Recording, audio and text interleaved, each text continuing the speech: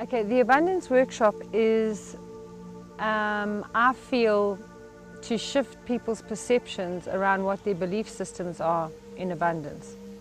We've all grown up with the programming of what our parents say to us, of what society says to us, of what our environment says to us, and that's our programming of what makes us believe in lack or believe in limitation. I feel that if one's sitting in a space, in a room, and you're looking at a window, while you've never been to the window and you're looking at it from the perspective at the back of the room, you can bind to the fact that what you see is all there is out there. For me, what I'm doing with the workshop is taking you to the window, having you look out the window so that you get the full panoramic view, and then once you pull back, you'll never bind to the fact that what you see is all there is in the framework of the window. So once I shift your perceptions around your belief systems around life, all the things that we've brought into, you can never see those same things in the same way again. So once you've changed that perception, you can never go back to where you were before. So I like to think that once you've done the workshop, you can never be who you were that came in, because once your perceptions are changed, they're permanently changed. And in the workshop we do meditations that shift your certain things are in place that are in your DNA patterning around survival, that there is competition and comparison where there isn't, because we're all unique and we bring our special talent to the world.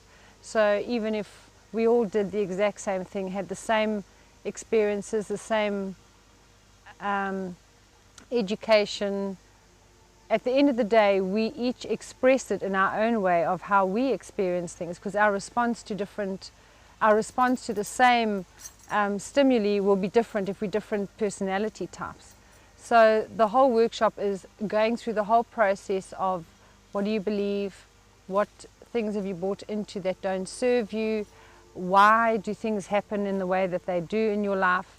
Because abundance is not just about money, it's about abundance in all areas of your life. Money is a part of it, but you can have lots of money and be extremely unhappy, or your life doesn't seem to flow. You're not in a good job, but the money's great.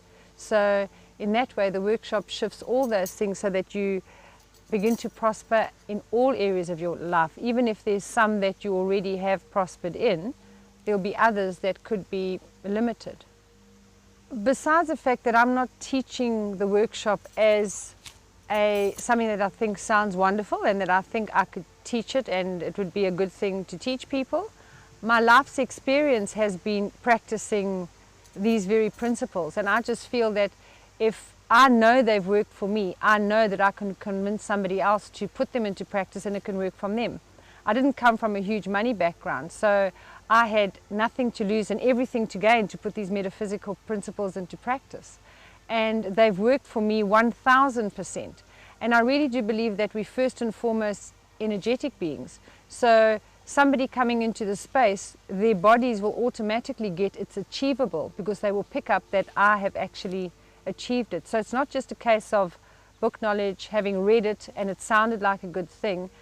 It's where I've actually put it into practice, and because people were saying to me, well, can't you teach us more about it rather than always giving us tidbits? Because my whole life I've always been sharing the information with friends and family and people around me, and I just started getting asked more and more, well, why don't you do this in a workshop form? And in the beginning I thought, well, it's a bit crazy to do it in a workshop because they can pick up a book and read some of this stuff, you know, although mine has been 20 odd years of reading, so I suppose it takes a while to read that many books. But then I realized that there's different techniques I've learned that I could, meditation techniques and processes to shift DNA patterning that I could use in the workshop. So instead of it being a slow process of peeling layer for layer, one can make a quantum shift in 5 minutes, you know, by shifting it at that level.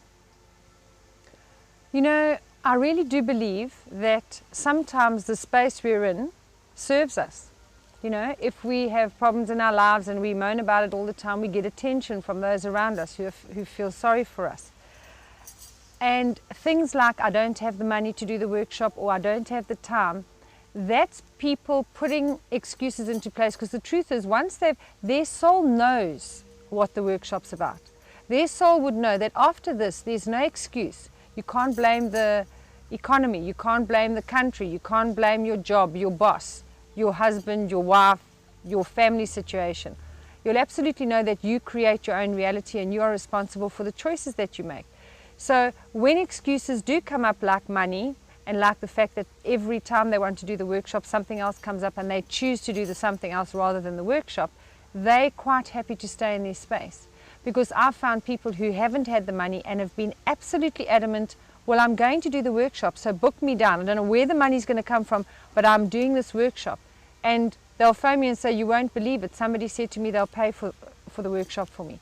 So when they've really made up their mind, the universe comes to the party. You know, the more people that are happy on this planet, the better the whole cosmos is.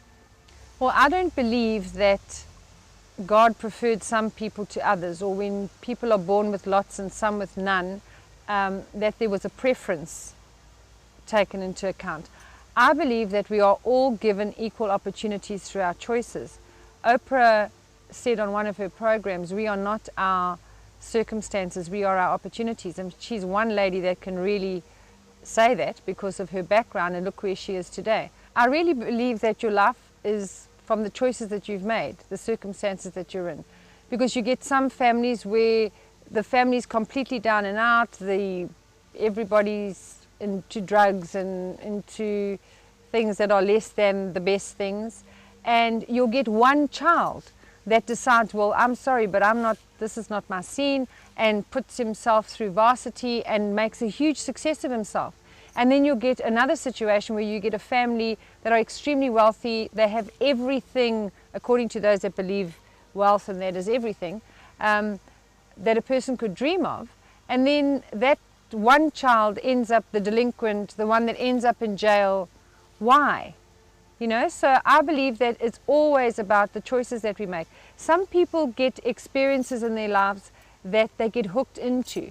Instead of being motivated by the negative experience, they get sucked into it. And so they recycle and recycle to the point where it drags them down rather than being a motivating factor in their lives. So I really do believe that those that have a lack consciousness. Those who have prosperity or abundance have an abundance consciousness. Some people would challenge me to say, but what about a drug lord who drives a big fancy stretch limousine, has lots of jewelry, lots of money, big houses? What do I have to say about that? He must have prosperity consciousness to be able to have the limousine, the money, etc. The way he's doing it, however, is not a good thing according to universal law. So he will pay the price in some way or form. But in order for him to have that, he must have the consciousness to have that money, which is quite sad in a way, because if he had the consciousness, he could have made a success of anything. But that was the best that he knew how, probably the easiest way that he could do it. So there are lots of people who do drugs and they don't have 1 cent extra to their name. So anybody who has anything of any luxury, they have to have the consciousness for that. Otherwise, it couldn't even be in their experience. If you don't have it in your experience, you need to develop your consciousness to the point where you can. You need to create the space for that. You need to start believing that you have got it, because when you do that, you instantly create the space to draw it to you. Often we buy into things that are told to us through the media, and we can be quite gullible sometimes because we don't question what we're told. We don't think, well, that doesn't make logical sense. We just assume it's coming from authority, so it must be right. For example, when gold was trading at 190 Rand to the ounce and the pound was 20 Rand to the pound, things were really bad in this country. You know, we were told we were in dire straits. Then when the gold was trading at 495 Rand an ounce and the pound was down to 11 Rand a pound, we were told now we really are in trouble, because this is affecting our import-export industry. So then when is it good? If both times were bad, at which point is it good? And if you look at that scenario, I believe that's why the rich get richer and the poor get poorer, Because the people who have the money don't even buy into that kind of thing. They know that where they're dealing at's got nothing to do with that.